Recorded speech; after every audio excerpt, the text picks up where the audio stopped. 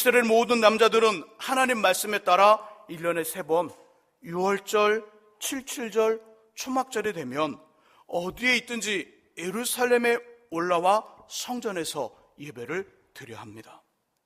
본문의 내시 또한 그랬던 것 같습니다. 그래서 내시가 원래 이스라엘 사람, 흩어진 유대인 디아스포라는 말이 있는 것이지요. 하여간 빌립 집사님은 예루살렘에서, 자, 우리 커서로 예루살렘을 동그랗게 표시해 주시기 바랍니다. 중심부에 예루살렘이 있지요. 예루살렘,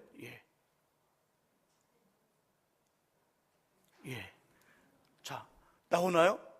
자, 예루살렘에서 본문의 말씀해 보니까 빌립은 예루살렘에서 어디로 갔다고요? 가사, 그렇죠. 화면에 저쪽 바닷가 파란색 지중해 쪽으로 가고 있습니다. 내시는요, 예루살렘에서 이디오피아로 가고 있습니다. 예루살렘과 가사라는 길목 어느 지점인지 정확히는 알 수 없으나 두 사람이 만납니다. 두 사람이 만나 어떤 일이 생겼냐면 이런 일이 생겼죠. 우리 본문의 말씀 35절과 36절을 같이 한번 읽어봅니다. 다시 본문의 말씀 성경 본문을 띄워주시고요. 이 사람들의 만남 속에 무엇이 일어났는지 35절과 36절을 같이 읽어봅니다. 빌립이 입을 열어 이 글에서 시작하여 예수를 가르쳐 복음을 전하니 길 가다가 물 있는 곳에 이르러 그 내시가 말하되 보라 물이 있으니 내가 세례를 받음에 무슨 거리낌이 있느냐. 아멘. 두 사람이 만났습니다. 두 사람 빌립과 내시가 만났죠. 만나 빌립은 복음이 되시는 예수 그리스도를 전하고요, 내시는 복음이 되시는 예수 그리스도를 영접하고 세례를 받습니다. 영접하여 세례를 받았다, 구원을 받았다는 이야기지요. 영생을 선물로 받았다는 이야기지요. 이제는 아브라함의 자손이 되었다는 이야기를 해주고 있습니다. 무엇을 통해서요? 만남을 통해서. 빌립과 내시의 만남을 통해 이 일이 이루어졌습니다. 그러므로 우리에게 만남은 매우 소중합니다. 누구를 만나느냐, 어떤 사람을 만나느냐에 따라 우리 인생이 달라진다는 겁니다. 내시는 빌립이라는 사람을 만나 예수를 믿어 구원을 받았고 영생을 받았으며 아브라함의 자손이 되어 하나님의 복의 약속들을 누리며 살아갈 것입니다.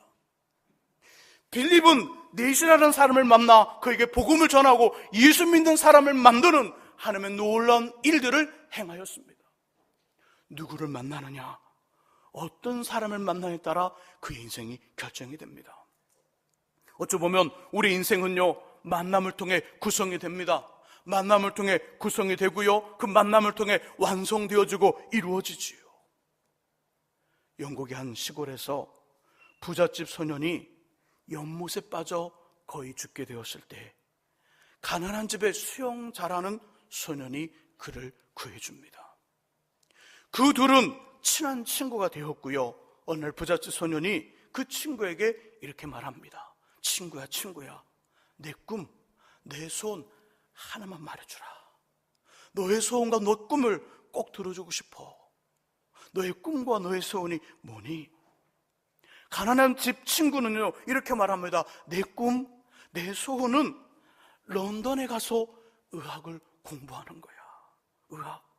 의학을 공부하여 의사 선생님이 되는 거야. 그 부잣집 소녀는 친구의 손을 아버지에게 이야기합니다. 마침내 가난한 집 소년 플레밍은 친구 아버지의 도움으로 런던에서 의학 공부를 하고요, 의사가 되었습니다. 그가 바로 페니실린을 발견한 알렉산더 플레밍이었습니다. 그런데 페니실린을 발견한 지 얼마 되지 않아 플레밍은 그 부잣집 친구가 폐렴으로 이독한 상태에 빠졌다는 소식을 듣게 됩니다. 내일 모레 언제 죽을지 모르는 폐렴에 걸렸다는 친구의 이야기를 듣고요, 자신이 발견한 페니실린을 들고 그 동네 찾아가 친구를 살려줍니다. 그렇게 살아난 친구가 제2차 세계대전의 영웅 윈스턴 처칠입니다. 가난하여 도저히 의학을 공부할 수 없었던 알렉산더 플레밍이 의사가 되어 페니실린을 발견할 수 있었던 힘, 그리고 치료제가 없어 죽음의 날을 기다리던 처칠이 생명을 얻고 세계적인 영웅이 될 수 있었던 힘, 어디에 있었을까요? 만남에 있었습니다. 물에 빠지는 위험은 있었으나 물에 빠지는 위험을 통하여 두 소년이 만납니다. 두 소년이 만나 한 소년은 그 소년의 도움을 받아 의사가 되었고, 이 소년은 그 도와준 친구를 통하여 약을 공급받아 생명을 얻게 되었죠. 더욱이 진리 되시는 예수님을 만나거나 진리를 품고 진리와 함께 살아가는 사람들과의 특별한 만남에는 이 땅에서 경험할 수 없는 하늘의 능력과 힘이 있습니다. 진리를 만납니다. 진리 되신 예수를 만납니다. 그리고 진리를 품고 진리와 함께 살아가는 사람들과의 만남, 내가 만나는 그가 진리를 품고 진리와 함께 살아가는 사람이라면 나는 그를 통하여 진리를 만나게 되고 진리를 만남으로 내 인생의 변화가 일어난다는 것이지요. 생각해보지 못했던 삶이 펼쳐집니다. 꿈꾸어보지 못했던 삶이 펼쳐지기 시작합니다. 사무엘상 9장에는요 사울이라는 사람이 등장합니다. 사울, 아버지 기스가 잃어버린 암나귀들을 찾으러 갔다가 하나님의 선지자, 하나님의 종, 하나님과 함께 살아가는 사무엘을 만나 이스라엘의 첫 번째 왕이 될 것이라는 하나님의 뜻을 알게 되고요, 머리에 기름 부음을 받습니다. 사무엘을 만나지 않았다면 이 기스의 아들 사울은 평생 목동으로 아버지의 양과 아버지의 염소의 똥을 치우고 뒤치다거리를 해야 되는 인생입니다. 그런 인생이 사무엘을 만나 한 나라의 왕으로 꿈을 품고요 새로운 삶을 살아갑니다. 한 번도 그런 생각 못 해봤는데, 한 번도 그런 마음 가지지 못했는데 사무엘과의 특별한 만남을 통하여 하나님의 꿈이 그의 인생으로 펼쳐진 것입니다. 사도행전 9장에 나오는 사울은요 예수 믿는 사람들을 잡으러 다메섹으로 가는 길에 자신이 핍박하던 예수를 만난 후 자신의 생명과 인생을 그분에게 올인합니다. 영원한 생명과는 전혀 관련 없는 죽음과 사망의 길로 걸어가던 인생이 영혼에 대한 관심을 가지고 생명을 취하는 삶이 된 것이지요. 구약의 사울도 신약의 사울도 진리를 만나는, 진리를 품고 진리와 함께 살아가는 사람들과의 특별한 만남을 통하여 변화되고 새롭게 되었습니다. 저와 여러분들의 삶은 만남으로 구성되어 있습니다. 우연처럼 길 위에 있는 작은 잎사귀와 들릴까 말까 하는 작은 바람 소리처럼 존재감이 없는 듯하지만 우리와 스치고 사는 사람들과의 만남이 인생입니다. 사람들과의 만남이 우리 인생이지요. 그 만남이 특별한 만남이 되면 서로의 마음을 품어주지요. 그 만남이 특별한 만남이 되면 가슴을 보듬어주고 눈물을 닦아주며 진리 되신 예수님과 교류하여 생명을 얻고 삶이 새롭게 됩니다. 우리들도 우리의 자녀와 사랑하는 남편과 아내, 가족들도 진리 되시는 예수님을 만나거나 진리를 품고 진리와 함께 살아가는 사람들과의 특별한 만남을 갖게 되면 새롭게 되고 변화가 일어나지요.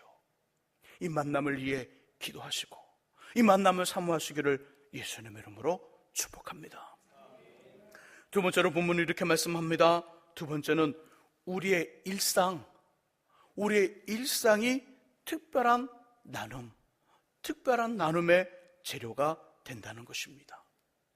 특별한 나눔의 재료가 되는 우리의 일상, 35절과 36절을 다시 한번 읽어보겠습니다. 35절과 36절 같이 읽습니다.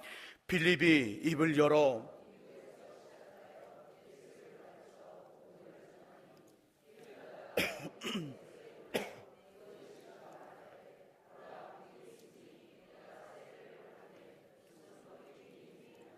아멘. 빌립은 내시를 만나 두 가지를 하지요. 첫 번째 일은 복음을 전합니다. 예수를 전했다는 것이지요. 두 번째 일은 세례를 베풉니다. 복음 전함과 세례, 빌립에게 이 일이 어느 정도의 일이었을까요? 어느 정도? 하루에도 몇 번씩 반복되는 평범한 일이었을까요? 아니면 하기 매우 힘든 일이었을까요? 아니면 난생 처음 해보는 생소한 일이었을까요? 복음을 전하고 세례를 베푸는 일, 빌립에게 어느 정도의 어느 수준의 일이었을까요? 한 번도 해보지 않은 생소한 일인가요? 매우 힘든 일인가요? 매우 평범한 일인가요? 어느 정도의 일이었을까요? 이 질문의 답이 사도행전 6장에 기록되어 있습니다. 두 장만 앞으로 넘기시면 사도행전 6장에 나오죠. 사도행전 6장을 찾아보시기 바랍니다. 신약성경 196쪽에 있습니다. 사도행전 6장, 사도행전 6장에는요 예수님의 제자들인 사도들이 굳이 하는 일과 다른 일에 힘을 쓰므로 정작 기도하고 말씀 전하는 일을 제대로 할 수가 없어 7집사를 세우는 내용이 나옵니다. 3절에는 어떤 사람들을 세울 것인지 그 기준이 나오는데요, 3절을 같이 한번 읽어보겠습니다. 6장 3절의 말씀 읽습니다. 형제들아, 너희 가운데서 성령과 지혜가 충만하여 칭찬받는 사람 7을 택하라. 우리가 이 일을 그들에게 맡기고. 아멘. 어떤 사람들을 세웁니까? 그렇죠, 성령이 충만한 사람. 두 번째는요, 지혜가 충만한 사람. 세 번째는 칭찬받는 사람. 5절에는 그중 한 사람이 빌립이지요. 한마디로 빌립은 성령이 충만한 사람, 지혜가 충만한 사람, 믿음이 충만했던 사람, 그리고 사람들에게 칭찬받는 사람이었습니다. 이 사람에게 복음을 전하는 일, 이 사람이 복음을 전하고 복음을 전하는 일, 빌립에게 어느 정도의 일이었을까요? 복음을 전하는 일과 세례를 베푸는 일은 빌립에게 너무나 쉬운 일이지요. 매일 하는 일입니다. 구제도 합니다. 나누어 줍니다. 때로는 교회 봉사도 합니다. 동시에 복음을 전하고 세례를 베푸는 일들을 함께하고 있습니다. 빌립에게 복음을 전하고 세례를 베푸는 일은 매일매일 하는 일이고요, 항상 하는 일이라 눈을 감아도 줄줄줄 나올 정도입니다. 이것으로 볼 때 특별한 나눔은 우리에게 특별한 일, 전혀 해보지 않았거나 생소한 일이 아닙니다. 목사님, 특별한 만남에 특별한 나눔은 제겐 할 것이 없어요. 저는 특별한 것이 없어요. 특별한 것이 없어 특별한 나눔을 할 수가 없고 특별한 만남을 가질 수가 없어요. 이건 자신의 오해입니다.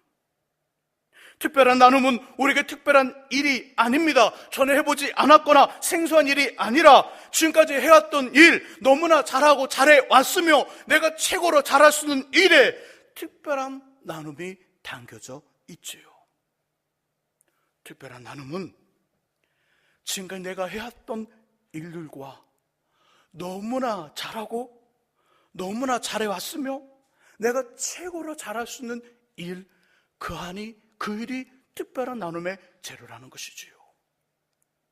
창세기 18장 1절 이하를 보시면 새 천사가 아브람을 찾아옵니다. 이 세 사람을 보자 아브람은 급하게 요리 두 가지를 준비하지요. 하나는 기름지고 좋은 송아지 요리와 떡을 준비합니다. 하나님과 그 양옆에 있는 천사들을 대접하는 아브라함은 기름지고 좋은 송아지 요리와 떡을 준비하는데, 떡은 사라에게 만들게 합니다. 사라야, 떡을 좀 만들어다오. 세 사람은 준비한 요리를 먹은 후 내년 이맘때에 내게 아들이 있을 것이라는 것과 소돔과 고모라를 멸망시키려는 하나님의 비밀을 말해줍니다. 여기서 잠깐 우리들이 생각할 것이 있습니다. 아브라함이 하나님을 포함한 세 사람을 대접한 것을 보면 기름지고 좋은 송아지 요리는 이해가 됩니다. 그치요? 지금도 비싸니까요. 진짜 송아지 요리 비싸지요. 전 먹어본 적이 없습니다. 송아지 요리를. 저는 먹어봤는데 큰 놈은 먹어봤는데 작은 송아지오리는 먹어본 적이 없습니다. 비싸요? 구하기 힘들어요. 귀한 겁니다. 이해되지요? 하지만 떡은 이해가 되지 않습니다. 떡, 비싸지 않고 아주 흔한 것이 떡 아닙니까? 구하기 쉽고 만들기도 쉬운 것이 떡이잖아요.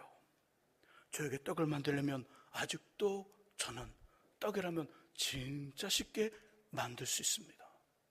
모양도 예쁘게 만들 수 있습니다. 색깔도 다양하게 만들 수 있습니다. 떡에 콩을 넣으면요, 콩떡이 되고요.